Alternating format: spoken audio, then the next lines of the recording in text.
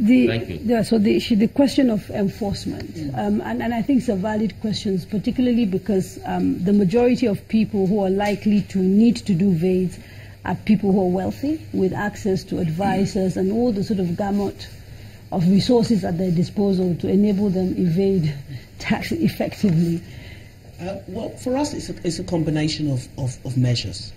One, of course, is this program. Two is having the data. In the past, we didn't have the data. For example, somebody could own a property in Maitama, but actually live in Lagos. So just goes to declare in Lagos that, well, I'm a housewife. But now suddenly they know that we know what they have. That's huge. In the past, because of the way we worked, if you own property in London, Lagos State didn't know that you own property in London. Now, under this exchange of information, Lagos State, through Federal, because Federal is now working with the state, can write to the British and say, this person is our citizen.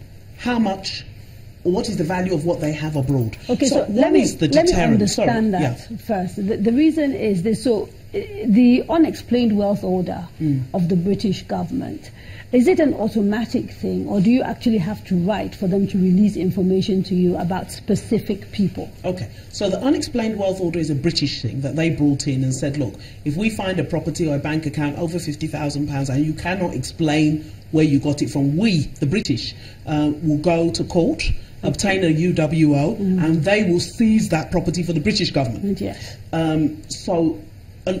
That's their own process. But for us, there's the automatic the exchange of information. There are two parts. There's automatic and on-demand.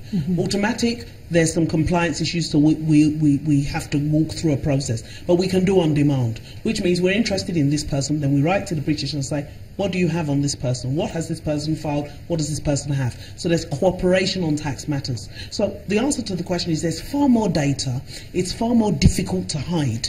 And so we need to use that. But also, when we went on our study tour, and a lot of these countries, and I'm now taking probably the two questions together, a lot of the countries went to study are similar to ours, India, Indonesia. They also have a lot of cash, have a lot of informal transactions, and they did a lot of name and shame. People don't like to be embarrassed. So they would list the top 10 tax defaulters and, you know, embarrass them.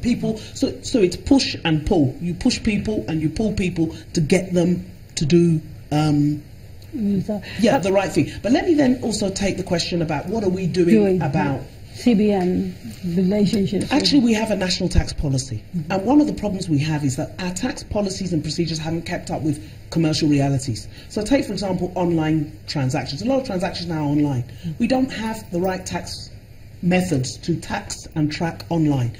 So we've got to keep updating our laws. So now we won't wait for 3-4 years. If you see our tax laws, they'll be 3 years before you have an update. Is technology helping on that account? Because I understand FIRS has deployed quite a lot of technology around tax. Yeah, definitely. The only way to be efficient and effective in tax administration is through technology. Okay. So I wanted to actually speak to Damilola a little bit. Based on your experience as an analyst, how does a low tax regime impact on the economy? What are the consequences now for Nigeria if we don't get our tax regime, right? Actually, I'm glad you asked that question, because right now the timing of this government's principle is actually not exactly the best. And why I'm saying this is because Nigeria is just coming out of a recession. So at this time, what the government needs is stimulus. So what you actually need is to spend.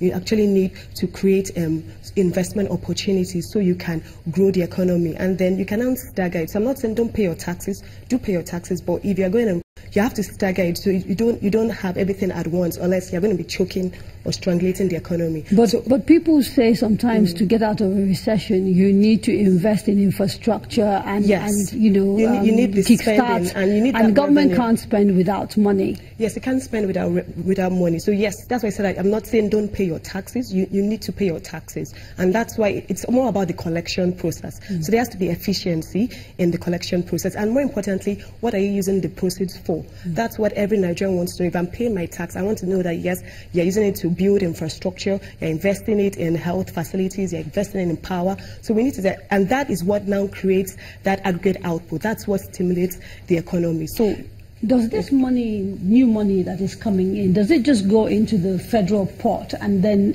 it is appropriated in the usual way as part of a budget, or is it being set aside for special things? No, so it goes into the federal or the state or whoever the collecting tax authority is, and has to, of course, be appropriated in the normal way. But let me just address that point raised on what is tax being used for.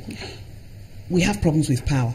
It needs investment. We have problems with road. It needs investment. We have problems with rail. It needs investment. We talk about poverty. I was telling some people the other day, 1 million naira feeds 14,200 children on our school feeding program.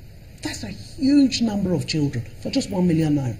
And we know the needs we have. We know the stunting that we're seeing with our kids. We know some kids, since the school feeding started in some states, the big problem they have is now they need more classrooms, because some kids they didn't even know existed suddenly turn up to school. So we need investment because our country is growing. You know, it's a good problem to have, but it's a challenge. So we need to be clear that this is about growing the economy. This is about repositioning Nigerian economy, you know, to be able to compete, to be able to create jobs for our people. Those jobs will not be created from the air. Those jobs are going to be created on the back of specific investments that the government needs to do. And are we taking some of this money particularly to expand the economy beyond oil? Absolutely.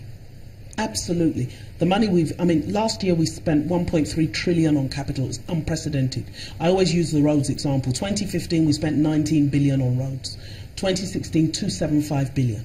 2017 I think we're doing around that again. You know, and this is real capital investment that is changing, unlocking, opening up areas. That's what's going to create jobs. That's why investors are now coming in and saying, okay, let me open a factory, let me open a processing plant. That's really what's needed to take the economy forward. So it's absolutely fundamental.